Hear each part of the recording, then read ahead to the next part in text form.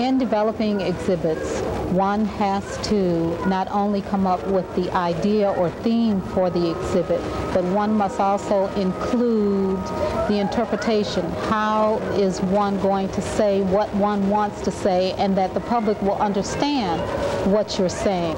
So a lot of what I do has to do with taking the raw material or data, the history, and interpreting it so that any man coming off the street could understand or get the point, the message that you're trying to send. This exhibit was developed over the process of the past 8-9 months. And we began by meeting with an advisory committee as well as the museum staff, who talked about what were the most salient or important points that we wanted to say about black inventors. And those discussions led to what you see here. We had to boil down to which inventors or innovators that we talk about, what were the most important things about their inventions, what do we want people to know about African American inventors, what do we want them to know about the challenges they face, and how they influenced the lives of those around them. We chose inventors after the emancipation simply because there was more information about inventors that we could get our hands on after 1865. Prior to 1865, African Americans were inventing things and doing things, but there's not a lot of written information that you can get your hands on. For example, the smallpox vaccination or inoculation was, as far as this country goes, was introduced by an African who was enslaved, who told the person who was the plantation owner that if you would give a little bit of this disease to a person, it will make him a little sick, but then he will not succumb to smallpox. And by the Civil War, generally, people were being inoculated as a general rule. But it's something that people don't know, and because we were not considered to be citizens and had no rights, many of the things that we were innovators or creators of are not recorded.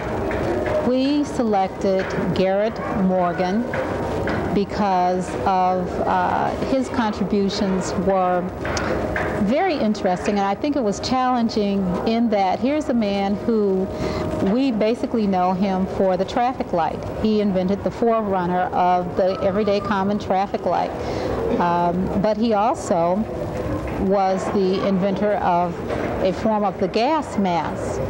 And when there was an explosion and people were trying to figure out how to get these people out of it, someone thought about Garrett Morgan's hooded mask and asked him to come, and it made the newspapers and so forth, and he received thousands of orders for his product.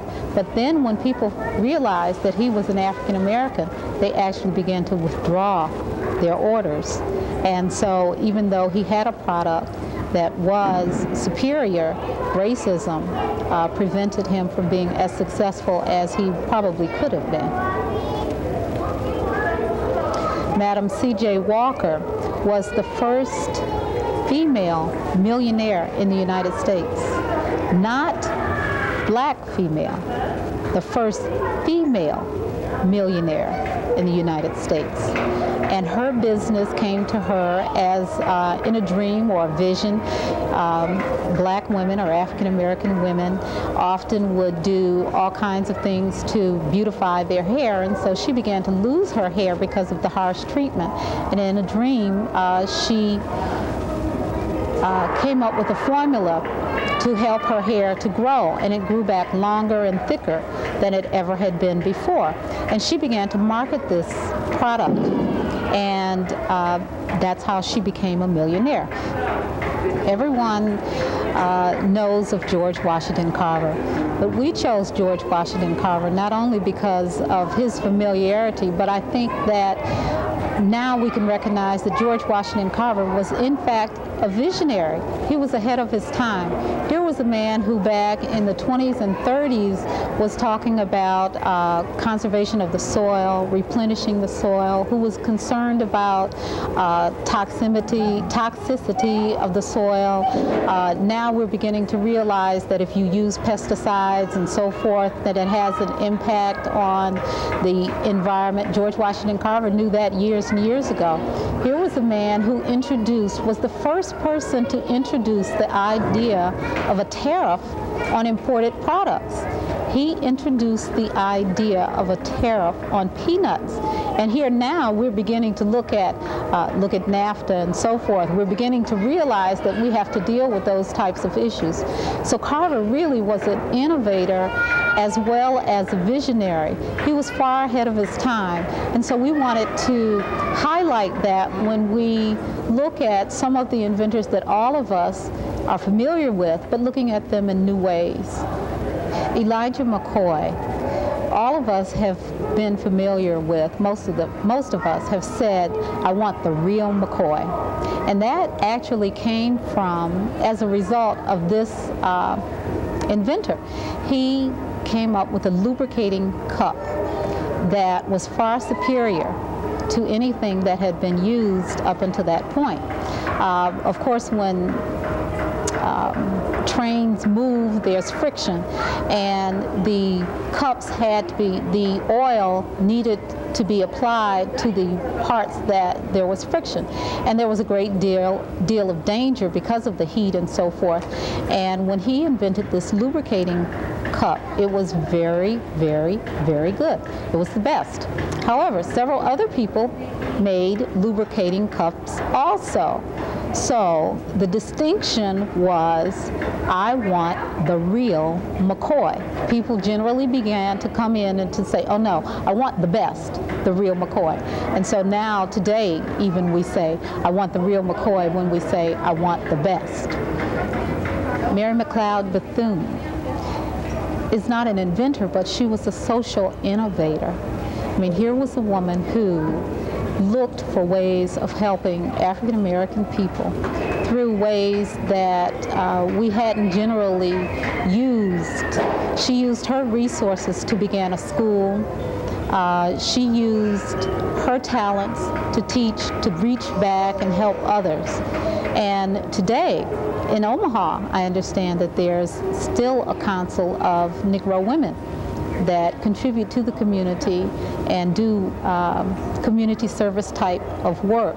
And this is the basics of what she taught. It's imperative that children begin to learn history, not just African American history, but all history. It's a disservice when children do not understand the contributions of other peoples than themselves. The Omaha Children's Museum is a very fitting place for this exhibit because you have children who come in and they say, oh, I didn't know that that was a black man who did that, or I didn't know that African Americans contributed that, at people that they may not have respected prior to that point in a different light. History in itself is a roadmap. There's nothing that has never happened before. I had a friend once who was 107, and she used to tell me, there's nothing new on the face of the earth. And that's what we need to do when we look at history, is to imagine, how can I use this today? What can I take from this and use as a lesson? Many times I liken the slave trade to the drug trade of today. Slavery in itself, there was less than 25% of all Southerners owned slaves, and what percentage of Americans deal in drugs? And yet, it's impacting the whole of the nation. And that's what we have to look at when we look at history with children. How can I use this for myself? How can I make it relevant? How can I make this leap between what my problem is today and what their problem was yesterday? There's always a lesson that we can learn by looking over our shoulder into the past. There's a roadmap for us if we but look at it. History is a roadmap. It's a guidepost for us. In order to learn history, one of the easiest things that you can do is to talk to the elderly people in your family or community. You would be surprised at the things that they could tell you. Our memory is very short. They say that public memory is perhaps 50 years. People don't remember what happened 50 years prior. But if you sit and talk with older individuals, they'll tell you, oh, I remember this happened, I remember what that happened, or I remember why this happened, I remember where it happened. And that's a place to begin. The library, of course, is a wealth. There are so many books that have been reprinted that has information that's absolutely crucial for everyone to know, to have a true, we talk about this being a multicultural society. You know, America is the melting pot, when in fact America is a stir fry. We have more than one identity. I'm an American and I am of African descent. And so to go to the library, the bookstores, you'd be surprised at what you would be able to find out about yourself and other people. Visit different restaurants. Now that sounds really funny, but to go to an ethnic restaurant and to ask about, well, what is this? How was it developed? What is the recipe for that? Where does this fruit come from, or this vegetable come from? You begin to find that there are themes that cross across all cultures and ethnic groups. Food, music, celebration, life, death. Those things go across all cultures. Here at the Omaha Children's Museum, this exhibit basically has attempted to reach across all cultures and present information that people may not know.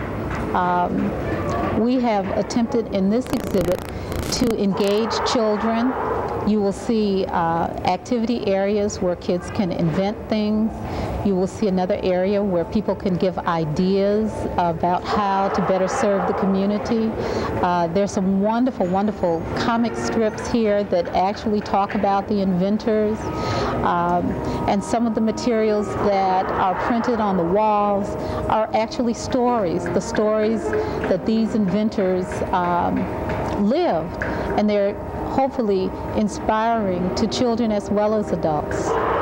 What we are learning now in museums and cultural institutions is that the way people learn is not just by looking or listening, but by interchanging conversation or dialogue. So when you see a parent and a child go through a museum and look at an object, one says, oh, I remember my grandmother had this or my aunt had this, and they begin to share stories. And many times they're stories that have been there for years and years, but there's been nothing to jog that memory.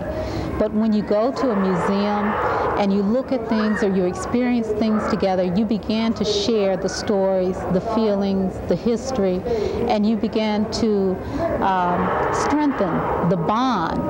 And that's what is important about visiting places like this with your children, to walk through and to talk, to dialogue, to continue to remember to talk to those children and listen to them ask questions. And that's the thing that's really good about a place that's similar to this. You've got your wide open spaces, you've got things that really kind of prick your side and make you say, let's talk about this, let's share this, let me tell you about this, let me ask you this question. And that's the beauty of a children's museum or something like that.